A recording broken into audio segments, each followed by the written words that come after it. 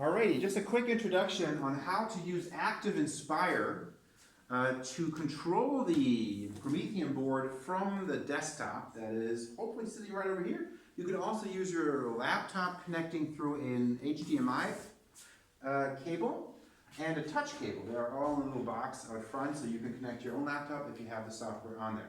We're rolling? Good. Okay, so same procedure as normally. Of course, you want to turn your computer on. I'm going in as a guest. I'm not sure what these accounts are. And what we're going to do, we're going to press the flame of knowledge here, as usual, to get our menu open. And when we open this up, we have a choice of sources.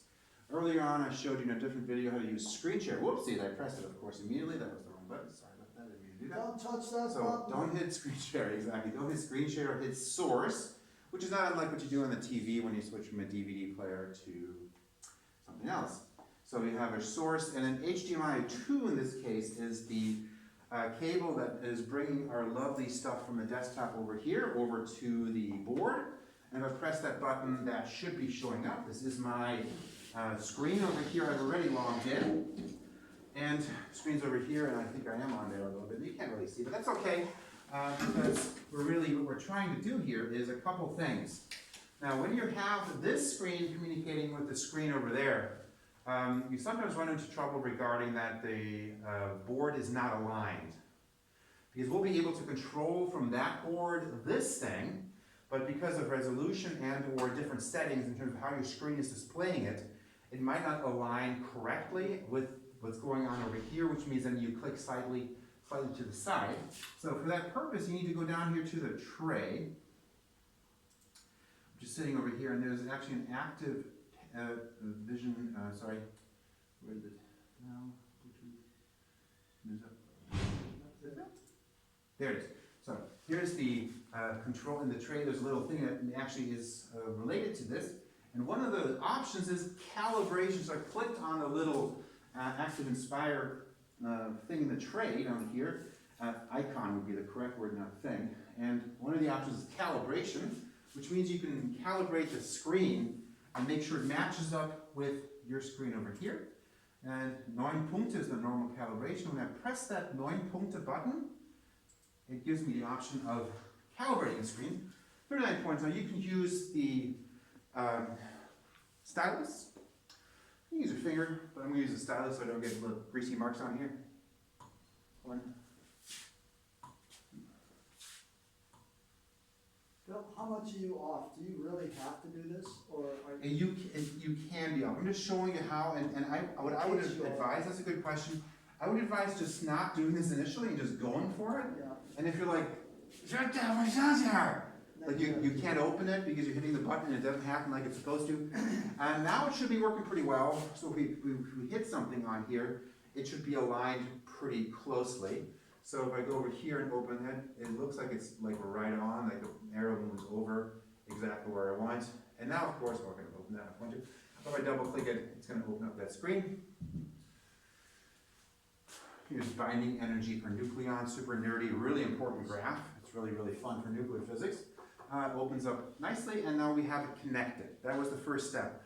Just making sure it connects over, and now you can interact with your laptop or desktop directly from here as if it's a touch screen, and everything's cool. Great. Now, however, that's maybe not the only thing you want to do, because you want to take advantage of the features that the board offers. For that purpose, they have a software called Activinspire, and it is installed on this machine, and it will be installed on all the other machines as well. And it's not on the desktop. Let me see, I can just always type it in here.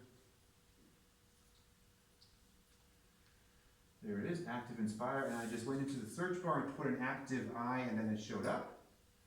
I double click it. It opens up the lovely Promethean Activinspire logo, and it's opening it. I'm not sure what this window's up here. This is creative. What is this? It did okay. Can't be bad, right? Nope, I don't know what you meant to say. Oh, we did that. Okay, cool. And we get something open that looks actually quite similar to the whiteboard function. Should remind you of that. Although this is now not on the board right now. This is on the computer over here. I have a document open, and I like to think of this more like an interactive PowerPoint that feels very similar because you have your slides over here. You can go from one slide to the next, but now you're drawing on the slides as you go along. Okay, so if we go in here, there's different things we can do. We're doing a flip chart right now, which is basically this kind of stack of slides, if you want to think about it that way. You can open one up, just make a new one. Oh, obviously it's already one open here, so here we go. We have one open, and we have now a slide open that we can work with, and we can draw on. Okay, not that interesting. All the kind of tools, these tools are similar to what you would have on a whiteboard. No big surprise, you can explore a little, you can have different thicknesses of pens, you have highlighters, you have erasers, you have a text box. All this stuff is pretty standard as to how you're interacting with this, and very similar to how the whiteboard operates. But there are a few other things that are interesting because I'm on my computer right now, which means that I can do other things, including that I can insert things in here, including a, no, it's not insert, I'm sorry. I can actually import documents into here. For example, I can import a PDF, or I can import, hang on a second, a PDF is one format, and the other one is a PowerPoint. I can import a PowerPoint, or I can import a PDF into this document, and then I can interact with it right here and mark it up, which is different, obviously, than just showing a PowerPoint. Because normally when you show a PowerPoint, you can't, write things in it and all that stuff, because now we're in this software, and if I import a PDF, and the example I just showed a minute ago from the desktop was the PDF with, it was a PDF, wasn't it? I think it was a PDF. That was so cool. I'm so excited about that. It was the, what was it, a JPEG? I don't remember exactly what it was. Okay, never change plans mid-course. That's the plan here. So on the desktop, we did have a folder. It was called the, well, that's on my other thing. Oh, sorry, that's on the other computer.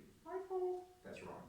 Okay, this is not very exciting. I mean, obviously, I'm pretty obsessed with the Corona. Is this file on the computer or? This is it's on my profile right now because I'm logged in. So this is my stuff, but it's not that computer. That's why I got confused. I have not on my personal computer. Here I have a file that I open up that has a list of, is a graphic or a paper on different amounts of virus deaths due to the flu. I'm very interested in the coronavirus. So I've been reading some stuff. And now we can flip through this like a PowerPoint, which is like all pretty cool, and you can talk to your students about it.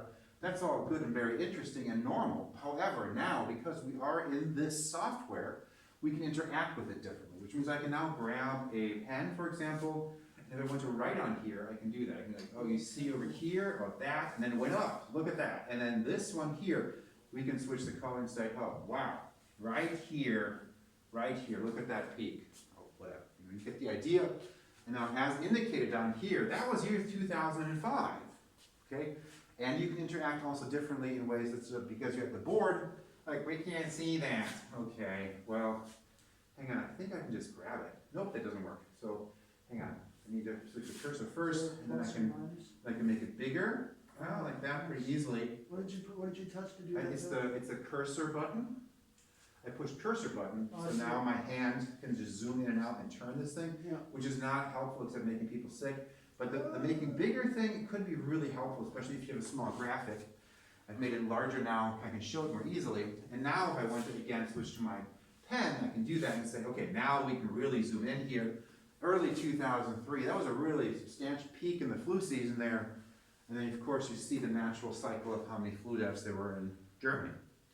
That's the basic idea, introducing a PDF, importing a PDF into this very helpful tool. You have a worksheet, you've handed out the worksheet, you're now discussing the answers, and you can fill it out up here. You can show work on a quiz that you've scanned in or that you have as a PDF, and then discuss how to do the work, and the students can follow along and figure out what they did wrong. I think very useful tool, and can be very helpful. Introducing PDF, importing, just a reminder about that. You have to go over here to File, and you hit Import, and you import either a PowerPoint or a PDF. Okay, you can import those two formats directly in here, and I say this is kind of similar to a PowerPoint, but an interactive PowerPoint.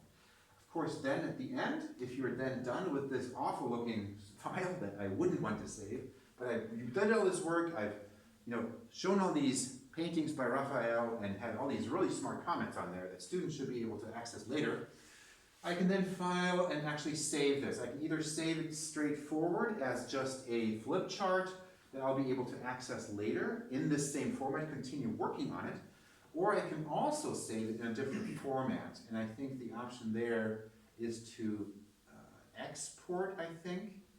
Nope, that ain't it.